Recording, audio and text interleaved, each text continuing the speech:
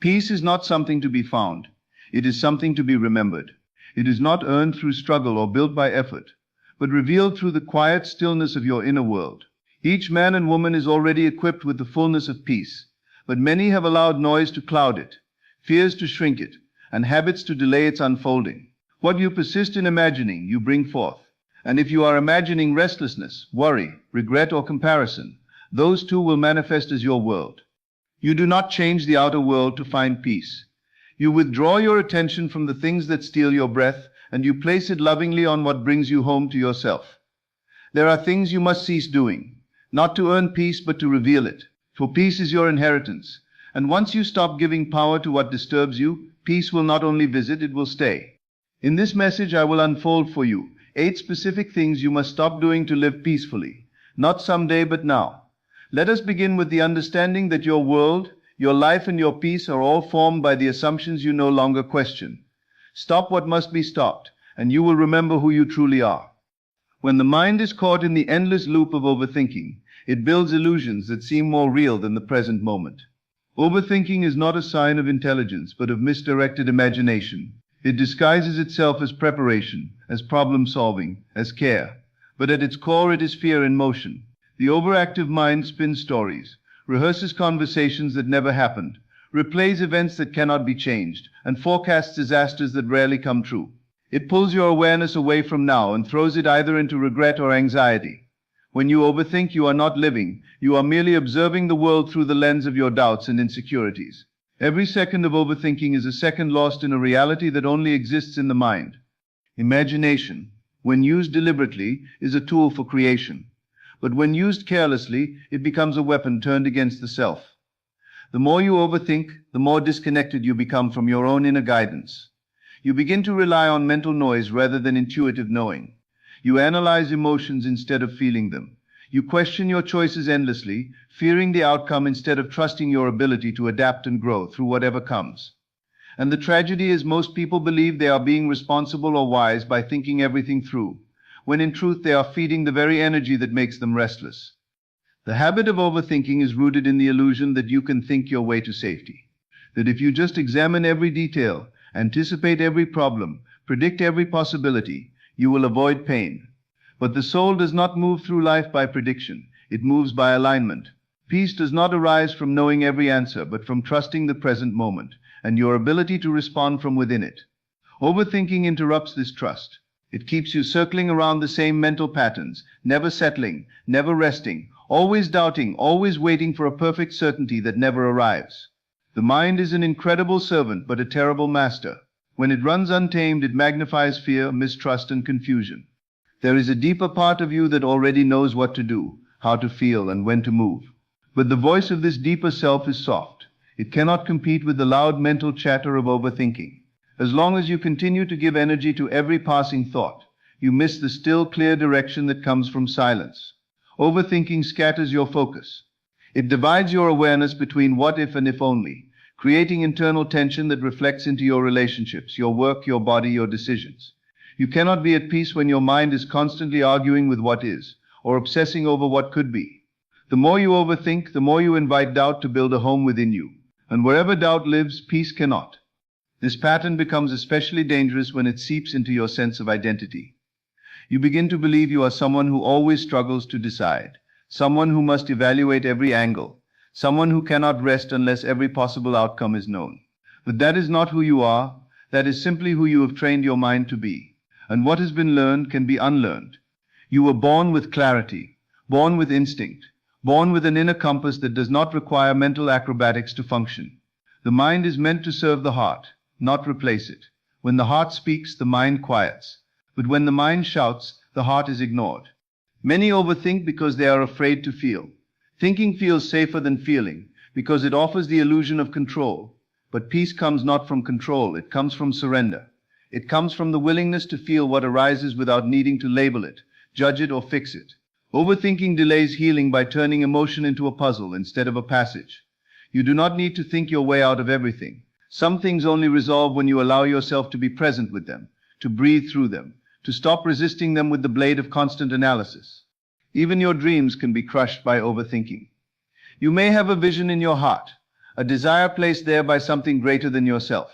And yet if you overanalyze every step toward it, you will talk yourself out of moving at all. The mind can come up with 1,000 reasons to wait, to hold back, to delay. But peace is found in movement, in trust, in faith. Overthinking is the thief of action. It paralyzes the soul and convinces the dreamer to stay asleep. You don't need all the answers. You only need a clear enough heart to take the next step. And that step will never come from thinking more. It will come from thinking less and trusting more. The world will mirror your inner state. If your thoughts are chaotic, life feels chaotic. If your thoughts are rigid, life feels heavy. But if your thoughts are calm, still, trusting, life softens. It meets you in your peace. Every time you silence an unnecessary thought, you reclaim a moment of life.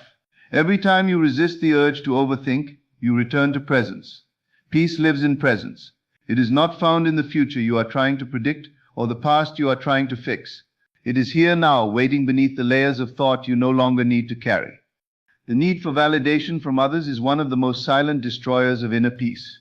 It does not always announce itself boldly. Often it appears in small, subtle moments. The way you hesitate before speaking your truth. The way you scan faces for approval. The way you measure your worth by someone else's reaction. You begin to live not from your own center, but from the shifting reflections of how others see you. Their opinions become your compass. Their praise becomes your permission. And without even realizing it, you hand over the keys to your peace, your confidence and your direction. When your sense of self is tethered to someone else's perception, you will always live with anxiety, because people's opinions are unstable.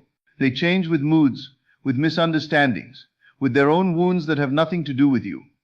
When you seek validation, you are outsourcing your power. You are saying, I cannot know who I am until you tell me. This creates a loop of dependency, where your emotional state rises and falls with the approval or disapproval of others. In this state, even your accomplishments feel empty unless they are witnessed, applauded, or admired. You begin to perform rather than live.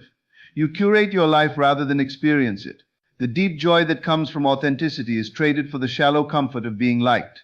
And the tragedy is, even when validation comes, it never truly satisfies. It only quiets the insecurity for a moment, then deepens the need for more. It's a thirst that grows the more you try to quench it from outside sources. This need is often rooted in old wounds. Perhaps there was a time when your voice was dismissed, when your worth was questioned, when love was given conditionally. These moments planted seeds of doubt that told you to be accepted, you must perform, please, adapt. Over time, you began to believe that being enough was not natural. It had to be earned. So you learned to scan others for clues. Was your voice too loud, your dream too bold, your opinion too different? And you adjusted, shrunk, stayed quiet, smiled when you didn't feel like smiling. But each time you did that, you moved further away from your true self. Seeking validation is not just about wanting to be liked. It's about forgetting that you already are enough, exactly as you are, with or without applause. When you live for validation, your peace is fragile.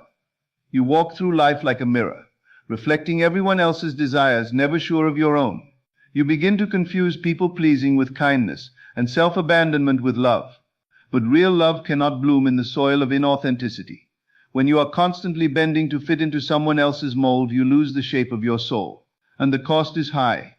You feel unseen even when surrounded by people. You feel tired even when doing nothing. You feel anxious even when everything seems fine, because the deepest part of you knows you are not living from your truth. Peace comes when you no longer need to be understood in every moment. It comes when you stop performing and start embodying who you are, whether or not it's convenient for others. It comes when you remember that your worth is not a group project. Not everyone will approve of your choices. Not everyone will clap when you rise. And that's okay. Because peace is not about universal agreement. It's about inner alignment. When you seek validation, you put your soul on trial and let the world decide its value. But when you release that need, you rise above judgment. You become your own source. You move with quiet confidence, not loud approval. You stop asking, do they like me? And start asking, do I like myself in this moment? There is a strength that emerges when you stop waiting to be picked. You realize you were never meant to stand in line for acceptance. You were meant to walk in the full awareness of your value, and let those who see it come closer, and let those who don't keep walking.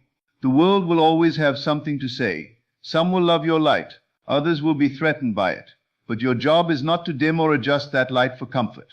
Your job is to let it shine without apology. The moment you stop seeking validation, you give yourself permission to grow, to fail, to create, to speak, to rest without needing a round of applause. There will be silence. There will be misunderstanding. There will be moments when your truth is too much for those who have built their lives around pretending. But in that silence you will hear your own voice again. In that space of not being liked by all, you will find the peace that comes from being true. Validation is fleeting, but authenticity is forever. It grounds you. It nourishes you. It teaches you how to belong to yourself, first and fully.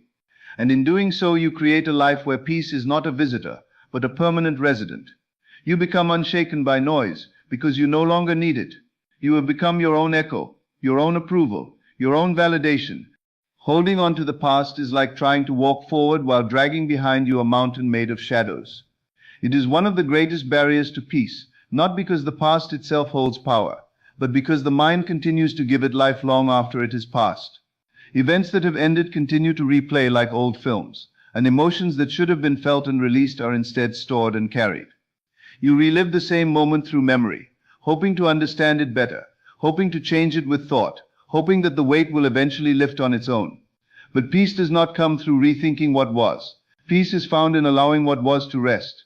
The past is no longer a living moment, but the more you invest your energy into it, the more it lives through you. It seeps into your choices, your expectations, your view of yourself and others. People hold on to the past for many reasons. Some believe that if they keep thinking about what happened, they will find closure or make sense of the pain. Others carry guilt, believing that punishing themselves through memory is some form of redemption. Some cannot forgive what was done to them, so they preserve the wound as proof that the pain was real. But the more you cling to what has already ended, the more you deny yourself the life that still waits to be lived. The present becomes blurred, your emotions become tangled, and your future becomes shaped by something that no longer has the right to define you. You begin to act not as who you are, but as a reflection of who you were when that pain occurred. Memories can serve as teachers, but they were never meant to be prisons. The mind often replays the past with the illusion that, through repetition, it will bring relief. Yet every replay deepens the imprint. It is like carving a groove in the soul that becomes harder to step out of. The brain is shaped by what it repeats, and so when you constantly revisit what hurt you, you are not healing, you are reinforcing. To live in peace, you must be willing to release what no longer supports your healing. You must be willing to step out of stories where you are always the victim, always the abandoned one, always the one who failed, always the one who was wronged. Those stories may hold truth, but they are not the full truth. You are more than the worst thing that ever happened to you. Forgiveness becomes essential in this release, not because others deserve it, but because you do. Holding on to resentment is like drinking poison and expecting the other to suffer. It binds you emotionally to people and moments that have already taken enough. Forgiveness is not forgetting or excusing. It is choosing to no longer carry. It is reclaiming your energy from the past and giving it to the present, where it belongs. Sometimes the person who needs your forgiveness most is yourself. You may be punishing yourself for not knowing better, for not doing differently, for staying too long or leaving too soon. But the version of you that made those decisions did the best they could with what they knew. Judgment only hardens the past. Compassion softens it. Grief is another form of holding on. There are moments when letting go feels like betrayal. When someone you loved is no longer here, releasing your grip on the pain may feel like releasing your connection to them. But peace does not ask you to forget, it asks you to love differently. Not through suffering, but through memory held with softness. To honor what was, not by constantly mourning, but by living in a way that reflects the love they gave. When the past involves loss, the way forward is not to erase but to integrate, to carry the essence but not the ache, to transform the memory into a seed of growth, not a chain of sorrow. There is also a subtle way the past clings to your identity. You begin to see yourself only through past experiences, past mistakes, past labels. You say, "This is who I am, because this is what I went through." But the truth is, every moment offers rebirth. You are not required to be who you were. You can choose again. You can respond differently. You can rise from what happened, not be reduced by it. The past can be your story, but it does not have to be your script. When you let go, you do not erase what was. You simply stop allowing it to decide what will be. Living with peace means making peace with what was. It means recognizing that no amount of thinking can change what has already occurred. It means taking responsibility for your healing, even when you were not responsible for the harm. It means recognizing when a memory has become a weight, not a wisdom. And it means choosing to place your full presence in what is here now. Only in this moment can peace exist. Only in this moment can healing begin. And the more you return to it, the lighter the past becomes. Not because it didn't happen, but because it no longer controls you. Comparison is the thief of joy, yet it remains one of the most common habits people unconsciously practice. The moment you begin to measure your life against someone else's, you separate yourself from peace. Peace does not compete. It does not rush or envy. It simply is. But comparison pulls you out of the present and places you in a false narrative that someone else is ahead while you are behind, that someone else has more while you have less, that someone else is worthy while you are not. This illusion grows when you focus more on appearance than reality, when you judge your insides against someone else's outside, not realizing that you are comparing your full story to a curated chapter of another's. What you see is rarely the whole truth, but the mind, once triggered by insecurity, imagines the rest with sharp judgment and harsh conclusions. When comparison becomes a lens through which you view your life, nothing ever feels enough. What once satisfied you begins to feel small. What once made you proud now seems insignificant. You stop noticing the quiet miracles in your journey, because your eyes are fixed on someone else's path.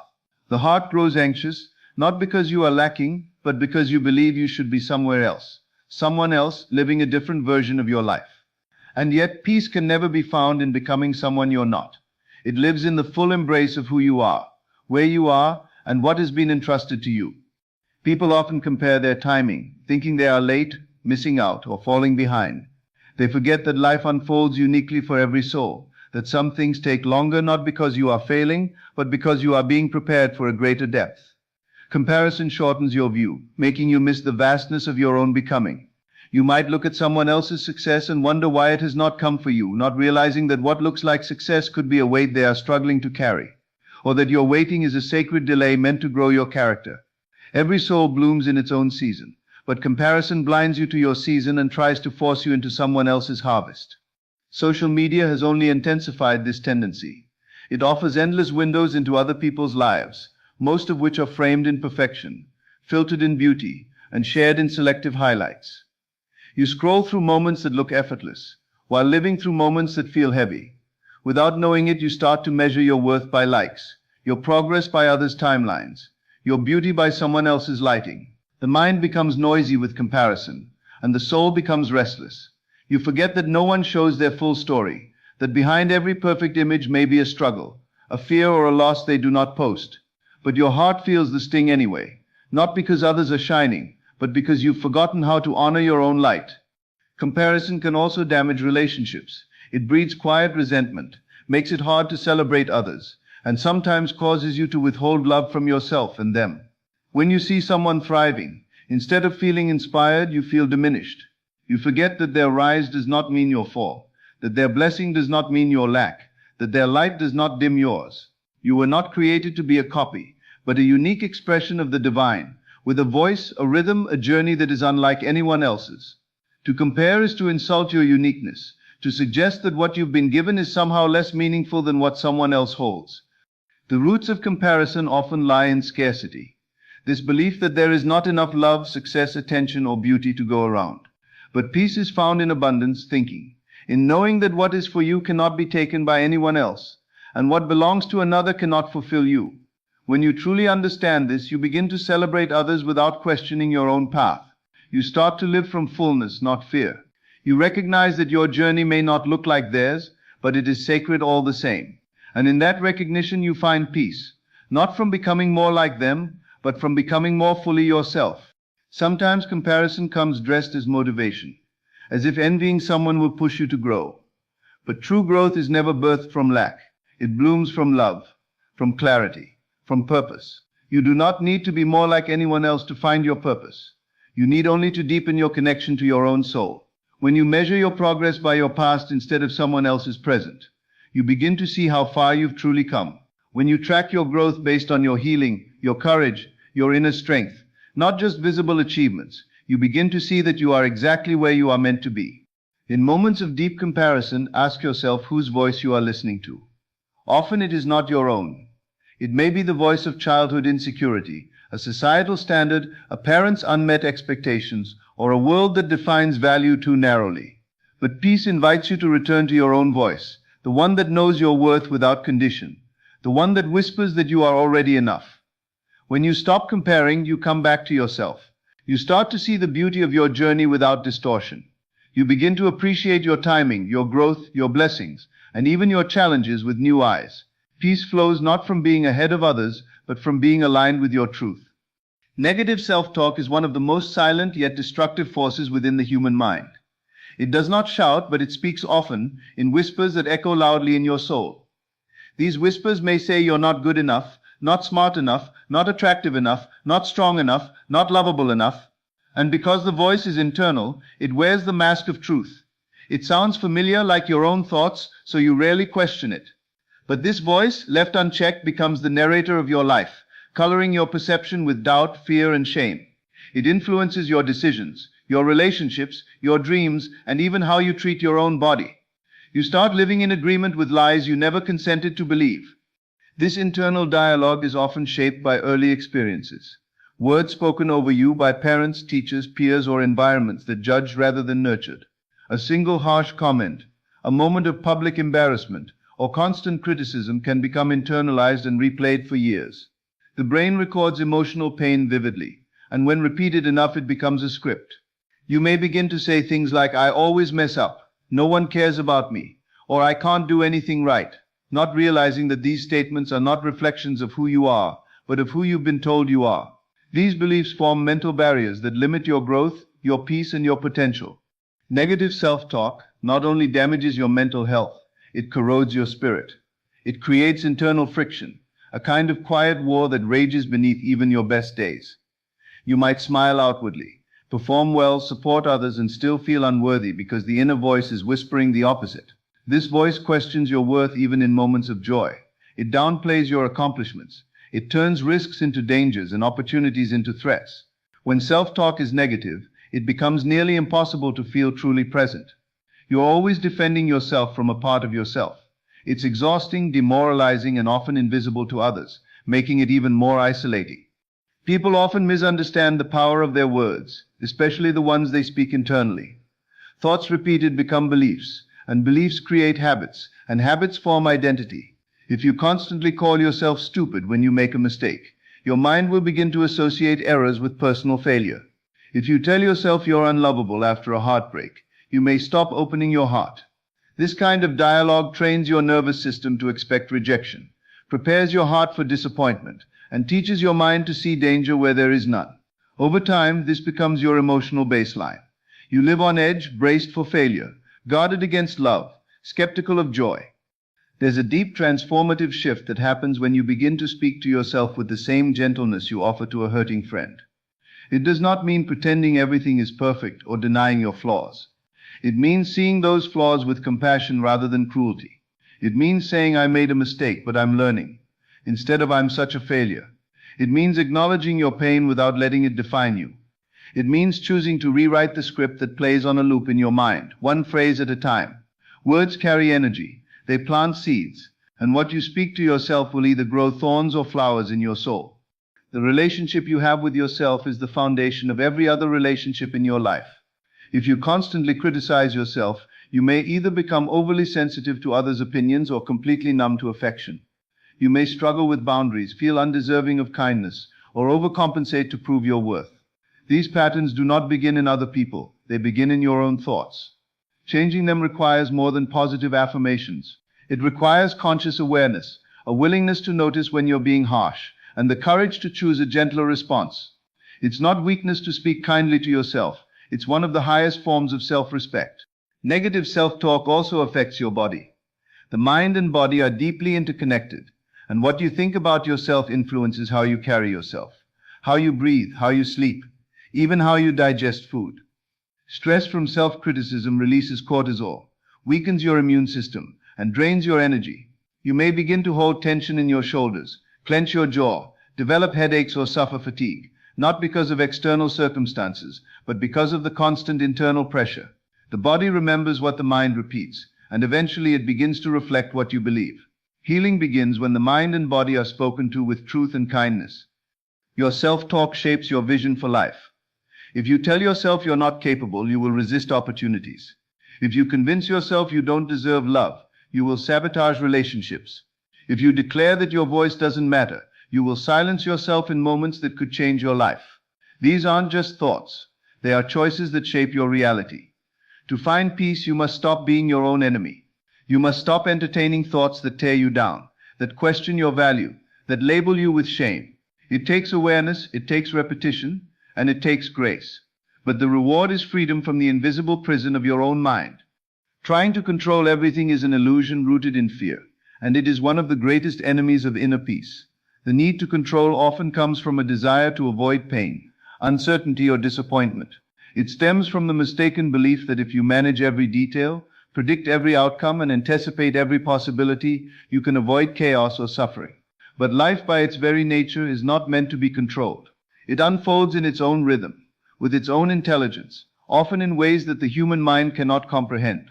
And when you resist this natural flow, you create tension within yourself. The more you try to grasp, the more things slip through your fingers. The more you tighten your grip, the more exhausted you become, trying to manage what was never yours to manage. Control disguises itself as responsibility, as strength, as preparedness. But underneath it is often fear. Fear of loss, fear of the unknown, fear of vulnerability. It is a self-protective mechanism that says, if I just hold it all together, I'll be safe. But that very effort to hold it all together keeps you from experiencing the deeper serenity that comes from surrender. Life is not asking you to abandon your dreams or become passive. It is asking you to participate with presence, not control with anxiety. When you trust that life holds a greater intelligence than your limited foresight, you begin to experience the peace of surrender. Not defeat, not laziness, but surrender rooted in trust. Trying to control people, for example, is a common expression of inner turmoil. You may try to manage what they think, how they feel, what they say, or how they respond. But people are not projects. They are not puzzles you must solve or systems you must perfect. They have their own minds, their own paths, their own wounds. The more you try to control others, the more you suffocate relationships. It breeds resentment, not connection. It creates walls, not trust. True peace in relationships comes from acceptance, not agreement with everything they do, but the release of the need to dictate their every move. You can love someone deeply without trying to mold them into who you think they should be. Control also manifests in how you try to shape your image in the world. You monitor how you're perceived, what others might think, whether you're being liked, accepted, or validated.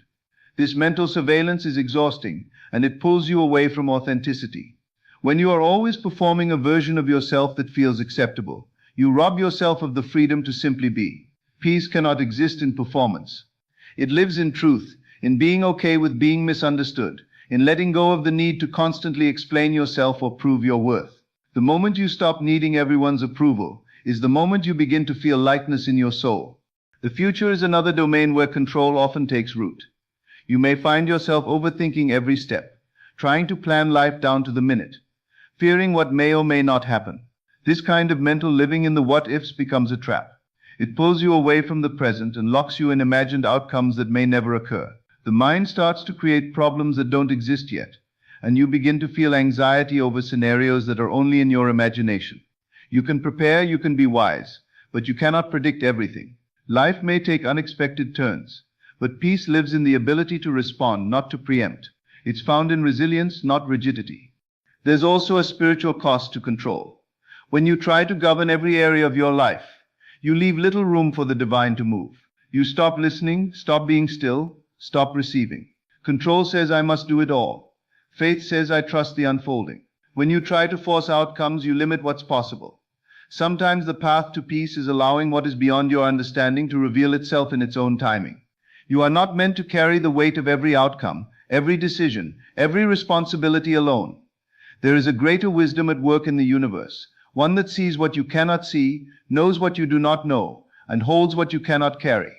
Perfectionism is a form of control that often gets mistaken for excellence. But excellence inspires, while perfectionism paralyzes. When you aim to make everything flawless, you rob yourself of the joy of creation. You hesitate, delay, criticize, and punish yourself for every small error. You hold yourself to impossible standards and then feel unworthy when you inevitably fall short. But you were never meant to be flawless. You were meant to be real, to be growing, to be learning. The beauty of life is not in getting everything right, but in allowing space for mistakes, for grace, for progress. Control demands perfection. Peace allows for process. Trying to control your emotions is another subtle way peace is disturbed. You may believe that being strong means never feeling sad, never showing weakness, always holding it together. But strength is not found in suppression. It is found in honesty. Your emotions are not problems to fix, but messengers to understand.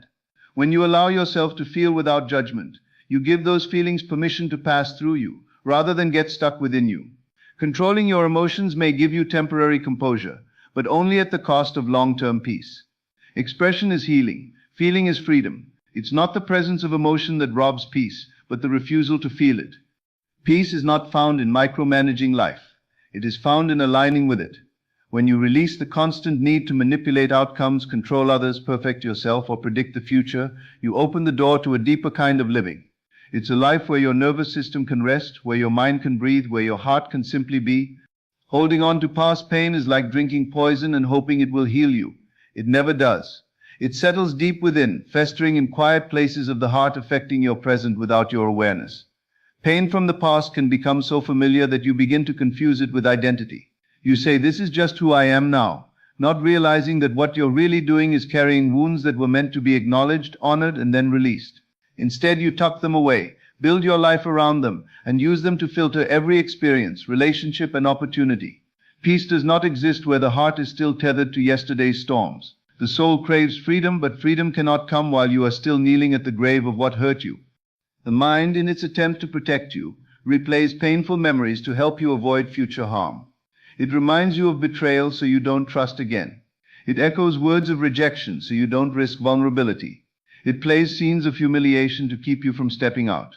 But in doing so, it traps you in cycles. It confuses awareness with fear, wisdom with paralysis. Healing requires the courage to face those memories not as enemies, but as evidence of what you've survived. When you stop running from the pain and meet it with compassion, you begin to rewrite your relationship with it.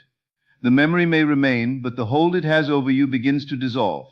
Some people believe that letting go of pain means minimizing what happened, but it doesn't. Releasing pain is not denying the hurt. It's choosing not to be ruled by it. Forgiveness, both for others and for yourself, is not approval of the offense. It's a declaration that your peace matters more than your anger. Anger is valid. So is grief, disappointment, and rage. These emotions are not wrong. They are signals. But holding on to them indefinitely becomes a prison. When you grip pain too tightly, you create a false sense of control. You may say, "If I let go, it means they won," or "If I forgive, I'll forget," or "If I move on, it'll happen again." These beliefs feel protective, but they are walls that block you from the healing that brings true inner peace. Sometimes the pain we hold is not just from what was done to us, but from what we did or failed to do. Regret is a heavy weight. You replay conversations you wish had gone differently. You dwell on opportunities you didn't take, relationships you didn't mend, mistakes you made when you didn't know better. But self-punishment is not redemption. It's a cycle. And no amount of inner punishment can change the past. What it can do is diminish your present, blind you to the beauty of who you've become since then. Growth doesn't always look graceful. Often it's messy. But even the mess holds wisdom. Even the wrong turn taught you something. Even the brokenness shaped your strength. The pain may have been part of the journey, but it is not the destination. Pain that is not processed often gets passed on. You begin to see it in your relationships, how you pull away from those who get too close, how you react with intensity to small triggers, how you trust too little or too quickly. Pain changes how you see the world. You may begin to expect hurt, to prepare for abandonment, to assume rejection, but what you're really doing is reliving the past in the present, projecting yesterday's wound onto today's people. This is not your fault, but it is your responsibility. Healing is not about erasing the past.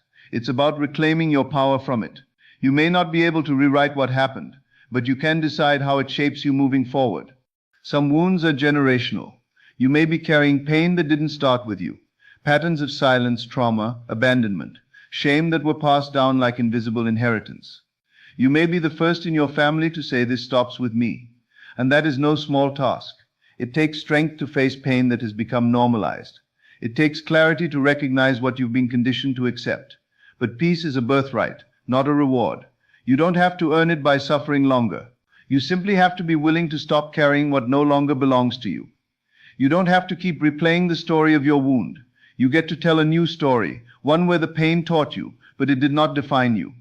Healing is not linear. Some days you'll feel light, and others the weight returns without warning. A scent, a song, a place, a date on the calendar can bring it all back. That's okay. That's part of the process. What matters is that you meet those moments with softness, not judgment. That you remember healing doesn't always look like forgetting. It often looks like remembering differently, with less bitterness, with more understanding, with a deeper connection to the strength that carried you through. You begin to recognize that the pain wasn't permanent. It was a passage. Your heart was never meant to be a storage unit for sorrow. It was made to hold love, to feel joy, to expand with peace. But peace cannot fill a heart already overflowing with unresolved hurt. When you choose to let go of the pain, you make room for peace. You don't lose the lesson, you lose the weight. You don't forget what happened, you stop letting it be the lens through which you see everything else. That space, that quiet, that stillness, that is what peace feels like. It does not erase the past, it gently loosens its grip on your soul. Seeking validation from others is a quiet thief of inner peace. It often begins in subtle ways, asking for opinions, wanting to be liked, needing someone to affirm your choices. But over time it becomes a habit, then a dependency. You start to measure your worth by the responses you receive. Your smile becomes shaped by how others perceive it. Your words are filtered to please. Your silence is filled with waiting for applause, for approval, for someone to say you're enough. The truth is, the more you search for validation outside of yourself, the more disconnected you become from your own voice. You begin to live as a reflection of what others expect, not as the truth of who you are. This need for external approval is often rooted in early experiences, times when love was conditional, when your value was tied to achievement or behavior. Perhaps you learned that only when you excelled were you praised, or only when you were agreeable were you accepted. These early patterns carve deep grooves into the psyche, training you to look outward for inner security. You begin to fear rejection, not just as a response, but as a judgment on your existence. And so you hustle for worthiness, performing roles you never chose, wearing masks that feel heavy, all in the hope that someone else's nod will give you the permission to rest in yourself. The danger lies in how easily this behavior becomes your identity. You confuse being liked with being loved. You mistake attention for affection. You measure your progress not by your own standards, but by how others react. And every time their reaction falls short, so does your self-worth. Peace cannot grow in a soil that's constantly being disturbed by other people's expectations. When your sense of self is tied to their opinions, your confidence becomes fragile. A single word can shatter it.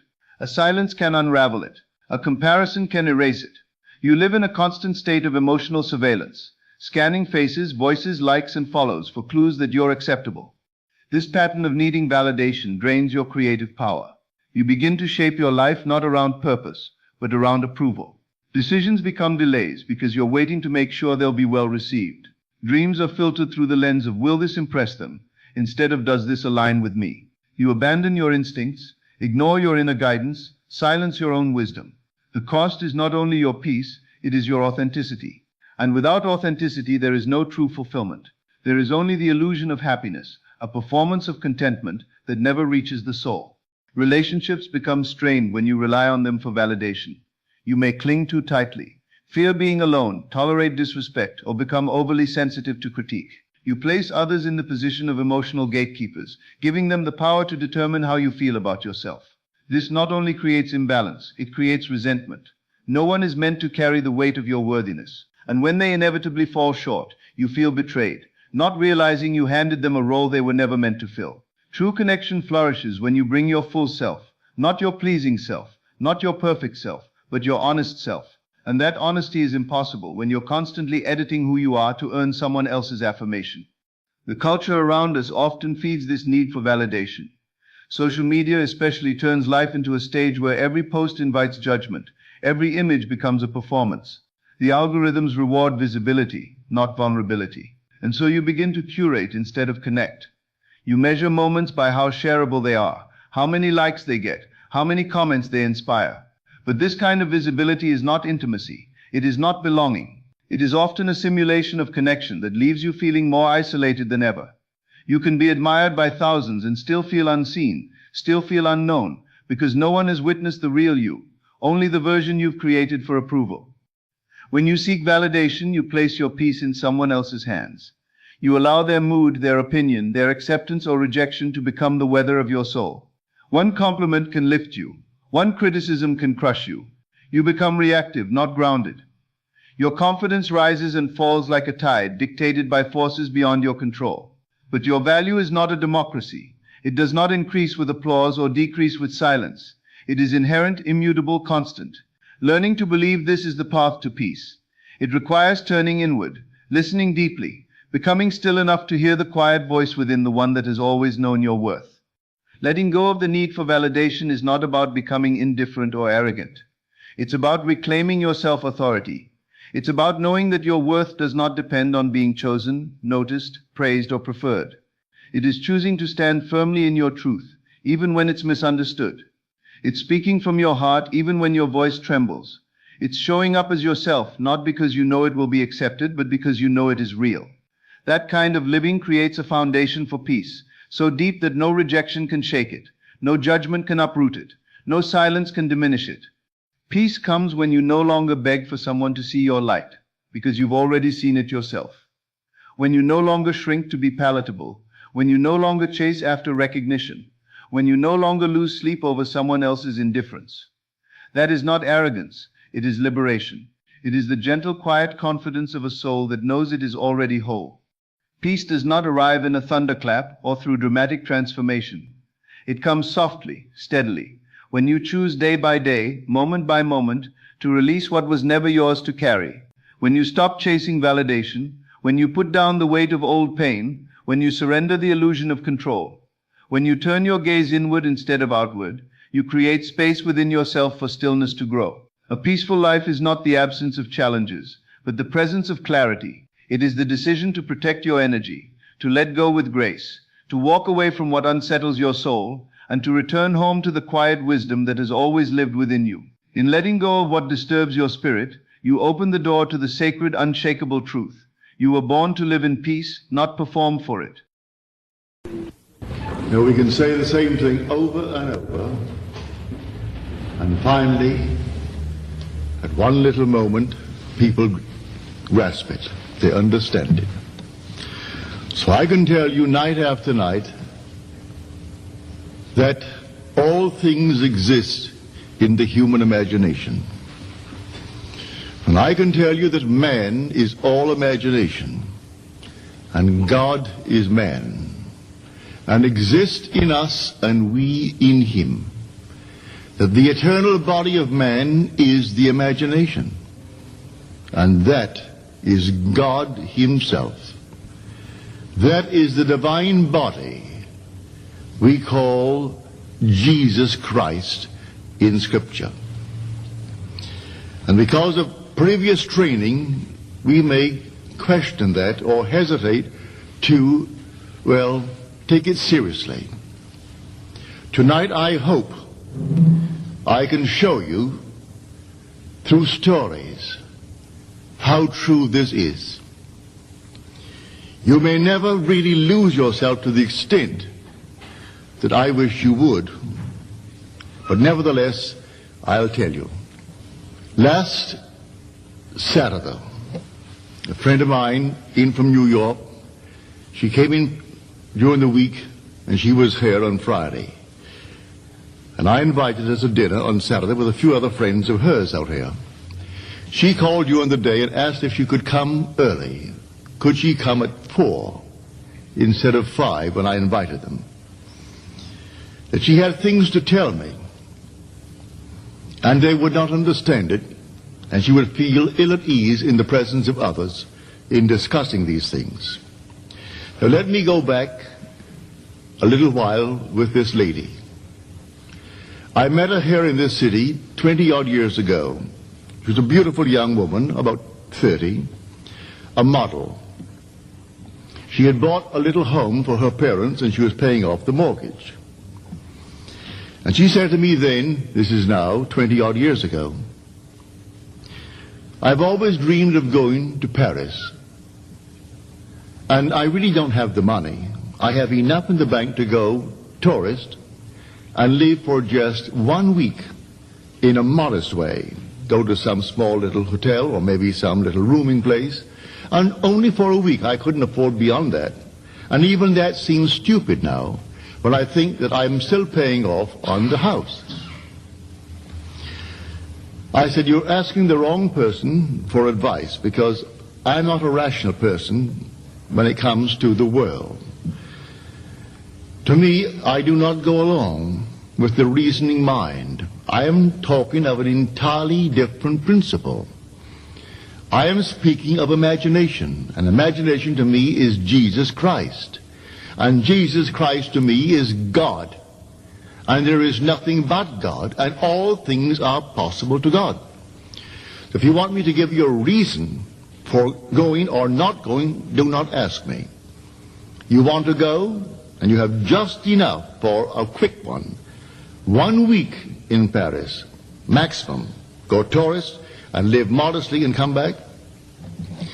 Well, she didn't tell me what she would do, but she did go. On the second day in Paris, on a blind date, she met a man, 23 years her senior. He was already married 5 times. There was no offspring, but they fell in love. He divorced his 5th, married her, and they were blessed with a child, the image of that man. When I saw pictures of him, he was born in Russia, when I saw pictures of him, it could have been pictures of his little boy. Through the years. Well, the man is very wealthy. He came into a fortune. International business. Factories here in our country, factories in Paris, factories in Puerto Rico, and factories all over. A very, very wealthy man. He went wild over this offspring. Well, as the boy grew, he was then 2.5 years old, and one night I had a vision, and I saw a little boy. He was about 5 years old, handsome beyond measure. And he told me that I was his father. I said, well, if I'm your father, then when are you going to come on earth and be my son? So I am your father. Are you coming down to earth and be my son? He said, yes. I said, when? He said, on the 10th of November. I said, you are? Now this is late September.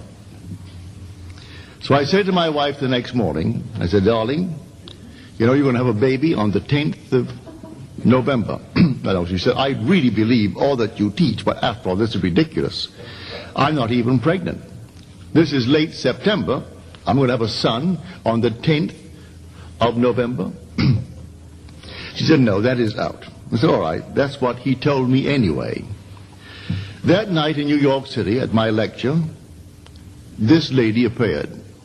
Her little boy was 2.5, and she was way out in hair. She looked as though she could have it right then.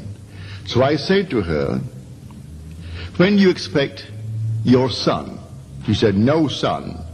I'm going to have a daughter. Joseph and I, we want a daughter. Don't want any son, we have our son. I said, but when do you expect your child then? She said, oh, the doctor said around early January. I said, should your son be born on the 10th of November, may I tell you his name? His name is Neville Mark, because that's what he told me. Well, on the 10th of November, she had her little boy, and she called him Neville Mark. Well, the family now of 4, the 2 boys, and they grew. When the first one, the image of his father, Larry, reached the age of 18, they sent him off to college in England. Pardon me. And one morning, on a Saturday morning, I got a call from her, and she said, Larry is dead. Didn't prepare me at all. Just, Larry is dead. I said, what are you talking about? She said, I've just got a call from the headmaster of the college in London. Larry was killed today, suddenly, in this automobile accident. 1 of 5, but he was the only one killed. The others survived. He wasn't driving the car, he was in the car. And we are leaving within an hour.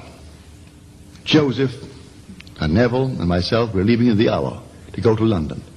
So they did, and brought back the ashes of Larry and scattered it in Central Park. She went into shock, completely shocked. And for 2 months, she wasn't here. Her husband called me long distance. He wrote me, said what to do. I do not know what to do. Should I put her into some asylum? Should I bring in something? Because she is not here. She refuses to be part of this world. But you do not know this woman. She has a determination that is like steel. You can't divert her. She can take any goal in this world and realize it. And she had one goal now. She had to know about Larry. If what I'm teaching is true, that all things exist in the human imagination, then Larry existed in her imagination. And she had to see him and touch him and know him, and know that he survived. She said, my religion failed me. My philosophies failed me. I couldn't open a book. Nothing could in any way encourage me or support me. And I lived in this state, just completely in shock, to the despair of my family. And on this morning, 2 months later, I felt something surging within me, surging and surging. And then out of my own being, here comes Larry. He is seated on the side of this chair in my bedroom. It's my bedroom. He lived on the 33rd floor on Central Park South. Here is Larry. And then I said, Larry, there? Well, I can put myself there too. And she did. I sat right next to him and felt him. Then I brought Neville. And he sat next to me. And here the three of us, I've never seen Larry so beautiful. His face was just like velvet. You've never seen such beauty of skin as Larry. And we communicated without the use of words. And he said to me, Mother, I didn't want to hurt you. And here he's talking to me without any use of words, but he's telling me, and I'm listening. Then I said to Neville, Neville, go and get Daddy. Daddy was then in the living room. This is the early hours of the morning, about 6. Go and get Daddy and tell Daddy to come. And the minute he got up and started towards the living room to bring his father, something happened in her and something broke. And then the whole thing faded. But she said, at that moment, I was completely cured. I had a pain that no doctor could help. No philosopher could help. No religious person could help. No book could help. Here I am in a pain that no one could understand. It was a physical pain. My body was racked with it. And at that moment, I was completely relieved of all sense of loss and all sense of pain, and I proved that all things do exist in my own wonderful human imagination. And that's where Larry was. I brought him out as an objective being, seemingly independent of my perception of him. And he sat on the side of that chair, on the arm of the chair, that big chair in my bedroom, and Neville sat on the other arm. I sent Neville to call Daddy, and then I went in. After it broke, I then got off the bed. And I went into the living room, and here was Joseph reading the paper. And I told him what had just happened. And do you know, he was just like a shadow. A shadow that talked. I looked at my husband, and here he's only a shadow. A talking shadow. That day I had to go out. And I went down the street shopping. And everyone was but a shadow. Talking shadows. The whole vast world was but a shadow. And so when we say, all that you behold, though it appears without, it is within, in your own wonderful human imagination, of which this world of mortality is but a shadow. Everything here seems so real. Cut it and it bleeds. It is only a shadow. And she was cured instantly when she out of her own being conjured her son and made him sit on the arm of the chair, and she herself brought her own being out of it and sat in the center on that chair, and then brought Neville, who was sound asleep in his own room, and then said to him, go and get Daddy. Let him come and see how beautiful Larry is, skinned like velvet, so altogether lovely. She never saw him so beautiful. And he's saying to her, Mother, I never wanted to hurt you. I didn't want to hurt you. And so, then the whole thing faded, and she realized that what I told her before, that all things exist in the human imagination, was true. We are living in a shadow world. The immortal man is your own wonderful human imagination. That man can never die. That's Jesus Christ. You are the Lord Jesus Christ. And Jesus Christ is not some intangible thing. You speak of imagination. It's defined in the script, in the dictionary, as the picture-forming faculty of the mind. It's defined as that which can conjure and create an idea or an image independent of objective reality. They call this the reality, independent of objective reality. And what it conjures, they call it the unreal. That a simple apprehension of objective facts, objective objects in this world, they call that sense perception and therefore reality. If it isn't present, that's unreal and therefore imagination. This is now considered real. And I think of the home that I left an hour ago, the home to which I hope to return tonight within an hour. That, because it's not present to my senses, that's unreal. That's imagination. This that I do not know as well, this is real, because it's present to my senses. And I am telling you, it's just the reverse. The whole vast world exists within the human imagination. And if you are as intense as that woman, I have never met anyone more intense than that woman. She said to me, we got notice we had to vacate our business, that is the building, on 57th Street between Fifth Avenue and Madison. A most expensive neighborhood where you pay $50,000, $60,000, $70,000 for an area not as big as this a year in rent. Certainly not as big as this room. One floor. He's a couturier. He has his factories in London, in Paris, factories in New York, factories in Puerto Rico. And here an area not as big as this. It's long and narrow, and could not, if I took the square measure of this room, it could not. That place could not be this big. And he was paying $65,000, $70,000 a year rental. In his own place for living, he paid $1,250 a month for that 33rd floor apartment that he had. That's a lot of money. Plus running businesses and paying a payroll to maybe 150 or 200 people every week. That runs into a fortune. He received notice that they're going to terminate his lease because the IBM, the International Business Machine, bought the building to demolish it and build a huge big building for themselves. Headquarters in New York City. He had to get out. He began to give her all kinds of reasons why he couldn't find a place. She said, don't tell me what you don't want. Don't tell me what can't be done. Tell me what you want. You name them. I don't care how many you name. You just simply name them. Well, she said, I want a building on 57th Street between 5th Avenue and 6th Avenue. And they say there is no building for sale. Not even for rent, but certainly not for sale. Don't tell me what is not. Tell me what you want. Now, he said, we have 18 months to go on our present apartment. It is $1,250 a month.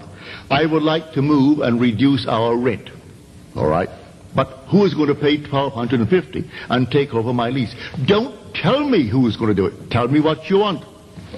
Well, that's what I want. I want to get out of that lease and find a place just as nice, as tall as that. They were on the 33rd floor, up to the 30s, where I can have a view and not pay that sort of money. He gave her 12 things. She has the capacity to go into these states and bring them out, and they are objective to her. Every one. He found the place, number 41 West 57th Street, 8-story building. It wasn't for sale. She didn't concern herself with what is or is not for sale. She got it. They are there now. Someone came in after she released the apartment in her mind's eye and actually moved into another one right next door to this on 57th Street. Someone came in and said, I'll take over your lease at the same rent, $1,250. And then she found a place on the 30th floor, right adjacent to where they own now the 8-story building, for $650 a month, reducing it by $600. Everything that he requested, she did it. That's her intensity. And she was determined to know what happened to Larry. She wanted to prove to her own satisfaction that Larry survived, that Larry is real. It's not just a dream, that her Larry is a solid reality. And she could put her hand on Larry and talk to Larry and communicate with Larry. And the whole thing became a reality to her. That is Louise. She has proven beyond all doubt the truth of what I'm trying to tell everyone that I meet, that imagining creates reality, because imagining is God in action. That the human imagination is Jesus Christ, and there is no other Jesus Christ. That is the Lord Jesus Christ of Scripture. So I do not say you will be as intense as she is. I wish you were. She can go into some material thing which doesn't interest me at all, like money, and come out and make a fortune, as she has made a fortune. And she was as poor as a church mouse when she first heard me. She had never heard such strange, peculiar, unreasonable statements as she heard from me. And her first contact with me was to ask that question, what should I do? Should I go to Paris? It isn't rational. And I told her, I am not speaking of anything rational in this world. I am speaking of a power that isn't rational. The rational mind is simply the interference between the being that you are and this so-called world that you think so real. No, the rational mind, let it be what it wants to be. But I am not talking about that. I am speaking of something entirely different, and the world calls this being of whom I speak Jesus Christ. But they do not know Jesus Christ. Jesus Christ is a being. It's not some peculiar, as some friend of mine wrote the other day, it is not an essence. Imagination is not a vague essence. As she said, imagination is a being, a majestic being. A being of infinite love, but a being. Well, now, you heard me tell the story of my dear friend, Melo, the little girl, just 8 or 9 years old. Well, I got another letter from her. And the other letter, she said, I went to your lecture. And do you know? At the end of your lecture, you say, this little girl is Peter. And when I die, she will see the same king that she saw when I took her to France. And do you know what? At the end of your lecture, you took off your coat. But I didn't see you take off the coat. I saw you take off your skin. You took off your skin, and I could see right through you. And right behind you was the king that I saw in France. And do you know what? He was you. And next to the king was a tombstone And on the tombstone was written the word Neville. And then he faded. And everything faded. And then I woke. Wasn't that incredible? And she spells the word incredible, incredible. Reminds me of my little girl when she was 4, and someone said, "What does your father do?" And she said, "He is a lecturer." And I have never heard the word lecturer, but what I think of Vicky and her word, a lecturer. And if someone gave us something, say for Christmas or something, and you couldn't find out, what on earth is it? What is its purpose? And then Mother would say, "I wonder if it is functional." She couldn't pronounce the word functional, and she would say functional. Well, I have never heard the word functional since, but I think of functional. So if we get anything today that we can't quite understand what it is, which quite often at Christmas you get all kinds of things that you don't know. What on earth is it? What could you do with it? And so you put it in the gift drawer. Let someone else figure it out when you give it to them a year later. And here it is, and I think of functional. It isn't functional. Well, now, she said, incredible. Isn't that precious? I have all her little letters now. But she saw the king, and she saw the tombstone, and she saw where that coat, which was only a symbol of the physical garment that was taken off.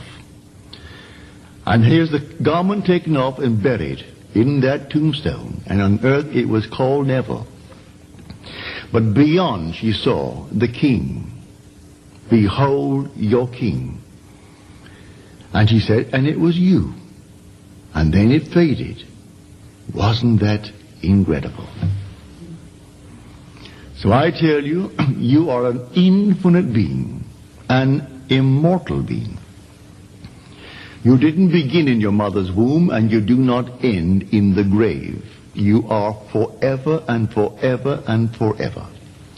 And you are that king. You will awaken one day, and you will not be any less than the being spoken of in Scripture as Jesus Christ. There is only Jesus Christ in the world. There is only God in the world. And you and I will be one. One body, one spirit, one Lord, one God and Father of all. Let no one tell you because he precedes you in the awakening that he ranks ahead of you. No one ranks ahead, even though you precede the one in the order of awakening. For there's only one being who is awakening. And that one being is God. And God is your own wonderful human imagination. If you could only be as intense as Louise towards physical things, you could in the immediate future get anything you want in this world. I personally have no desire for such things, none. But she has, and all well and good. She has it, let her have it to the extreme.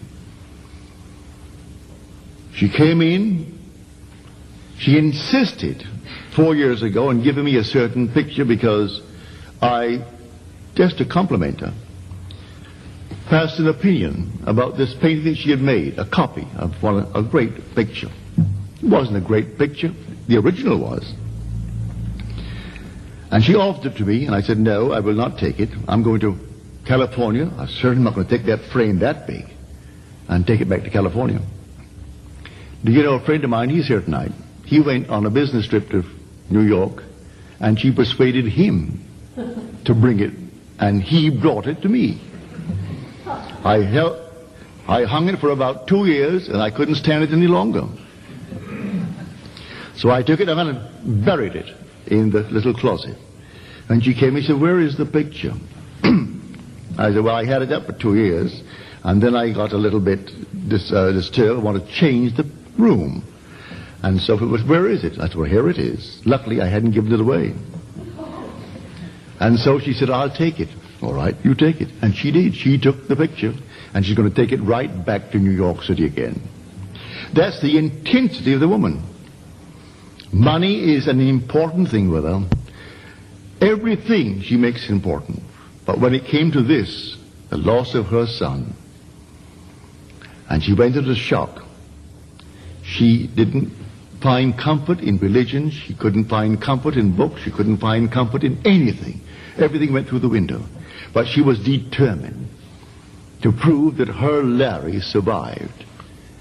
And all she could hang on to is that all things exist in the human imagination. And if that is true, well, then he's going to come out of me, and I will know he does exist, that he has survived that cremation. For she came back with the ashes and went to Central Park and scattered the ashes around the tree. And here comes Larry, sitting on the side of a chair, and she puts herself into the chair and puts Neville on the other side of the chair. And here she is carrying on. But I tell you how intense the woman is. When I said to her on the 10th of November, if you have a son, his name is Neville Mark. She was determined she is not going to have a son. Going to have a daughter. I said, all right, if it's a boy, his name is Neville Mark. Well, I haven't seen Neville in 4 years.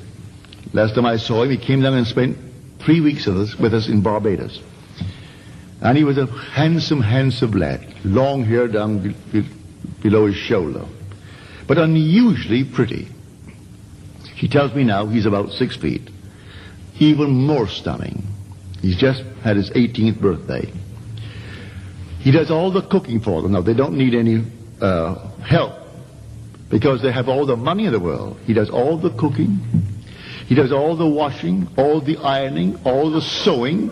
He does everything. So she got her wish. She got a girl, and I got my son. He was a son. He makes the dresses. Of course, his father's a couturier. He's going to inherit that fabulous thing. The father's 77. So, in the not distant future, he will inherit this enormous thing.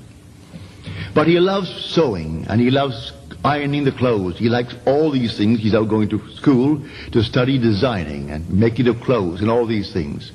And so, with his long hair and that lovely, lovely skin of his, and undoubtedly, she does have her daughter.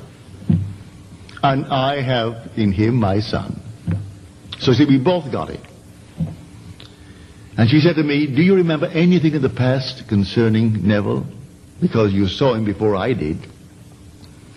I said, I can only tell you that he came to me, this handsome, handsome lad, about 5 years old. And he told me that I was his father.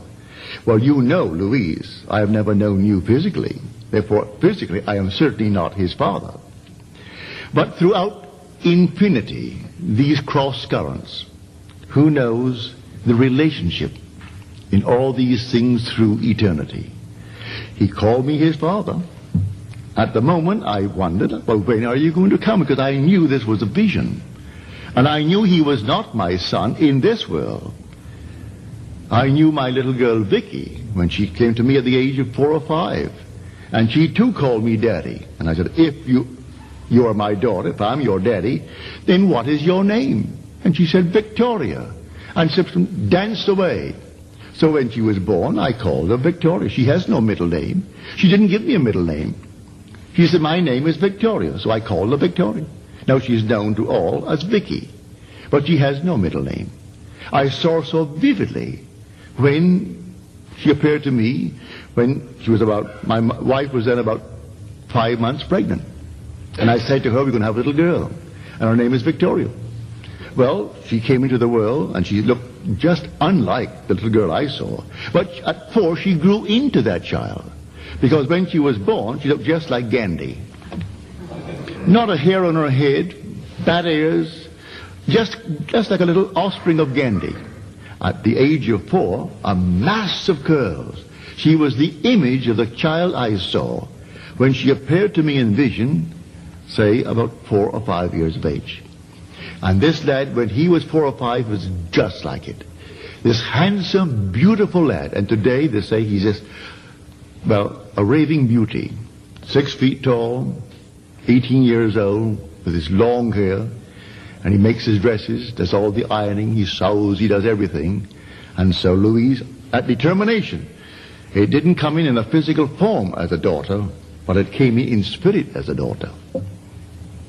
And I came in, and my vision was true. It came in as a boy, as I saw him, and he told me his name was Neville Mark.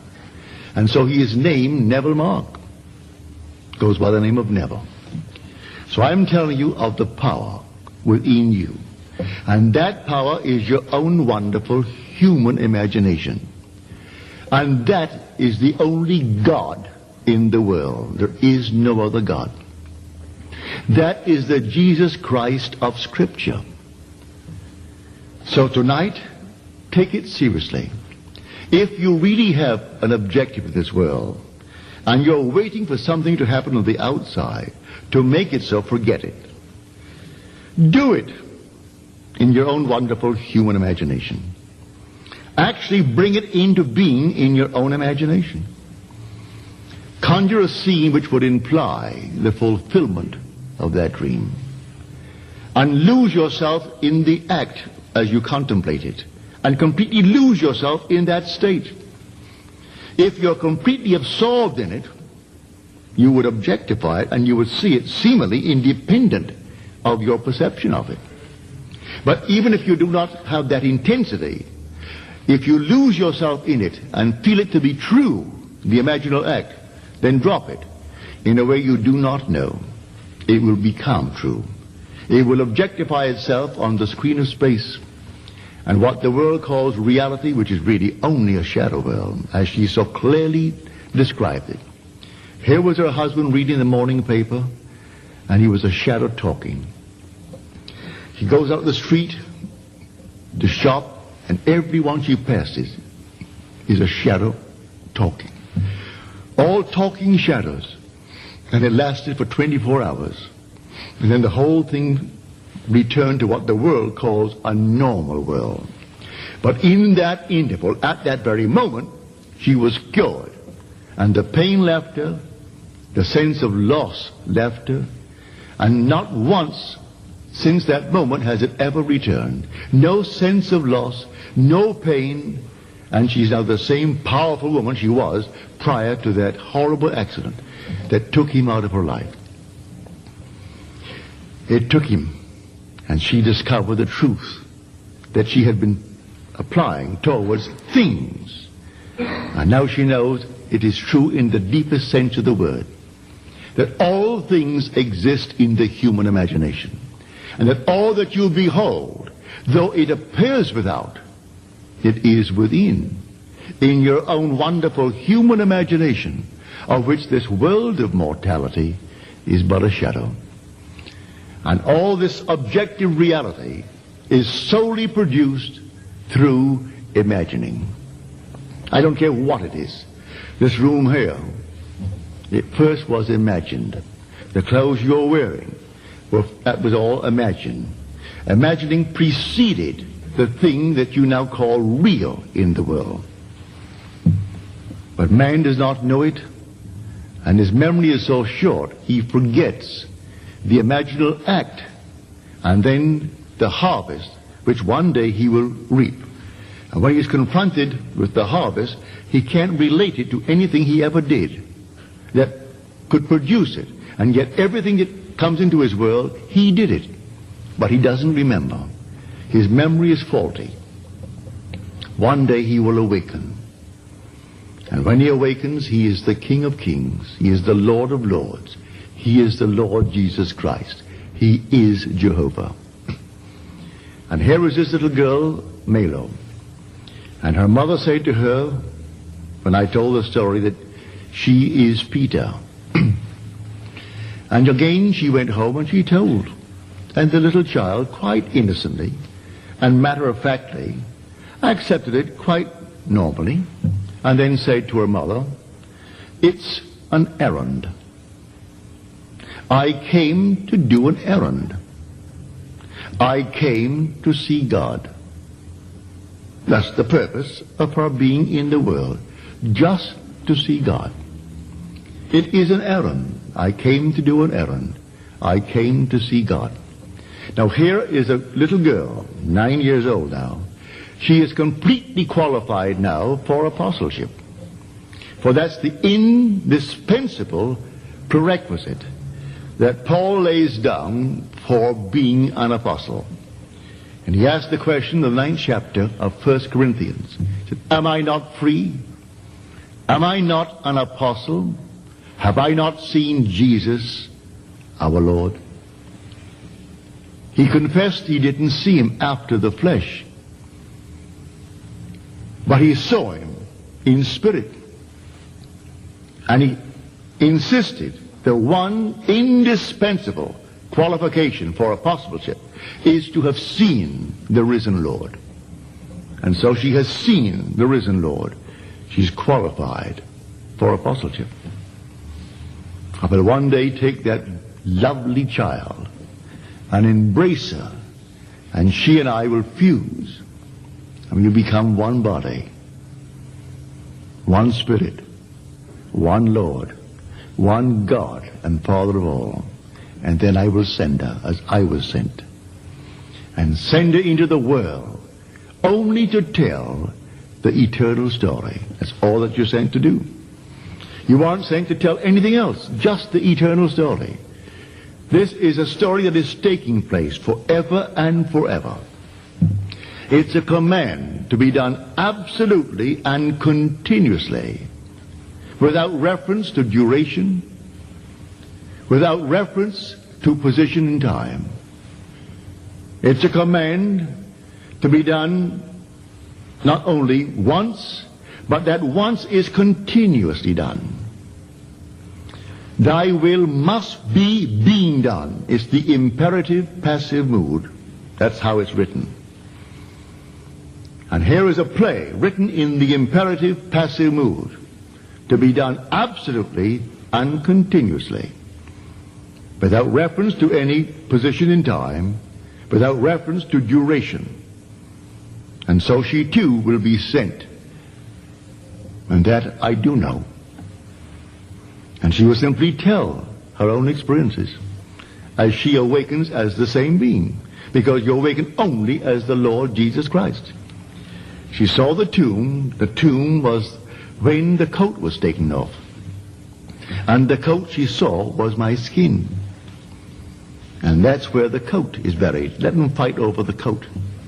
Let them cast lots for it. Let them take all these things and say this is where he's buried. And she sees him not buried, but the risen king. And she says, I could see right through your new skin. And behind that new skin, I saw the king. And the king was you. The same king that I saw when you took me to France. And then he faded. Wasn't that incredible? And then she signed. She hasn't yet reached the point where she can say love to me. That's too familiar. So she said, yours truly, Melo McCaslin. That's too intimate. She keeps that love for her mother and her father and those near her at the moment. But I assure her mother and grandmother here tonight, I am still more intimate. She is my Peter, and she said that I am your Peter in her letter. And these little words like which, she leaves out the H. It's like a witch. And this darling letter is such a precious thing. Well, I have it, and I'll keep it. Someday someone will find it among my letters, because it's there to be preserved. But may I tell you, your own wonderful human imagination is the one spoken of in Scripture as Jehovah, as the Lord God, as Jesus Christ. That is the only reality in the world. And one day, maybe a blow like the loss of a dear one, as it did in Louise's case, may be necessary to prove beyond all doubt all things do exist in the human imagination. And here he came in for a purpose, and he went out for a purpose. I didn't want to hurt you, Mother. And that sudden departure, after she had plotted and planned to leave him millions, leave him a fortune. And everything was all plotted around that lad. And then like this, she gets a wire. And she told me at 6:15 she jumped out of her skin that morning. It was Saturday morning. And usually the children sleep late. That is, he did before he went off to college in London. And by habit, her husband Joseph gets up early. So he got up the usual time. But she would take a little extra nap. And suddenly she felt herself jumping. And she jumped up. I wondered what has happened. And I looked at the clock. It was 6:15. I wondered what has happened. Why did I do this? And then came Neville. Neville came in. And he always sleeps late on Saturdays and Sundays. And then came the call. And she asked the headmaster, when was he killed? And he said, 11:15. That's exactly 6:15 New York time. There's a difference of 5 hours between New York and London. New York is on the 75th meridian, and London is Greenwich. And every 15 degrees, you have a change of an hour. Exactly to the minute. That's when he was killed.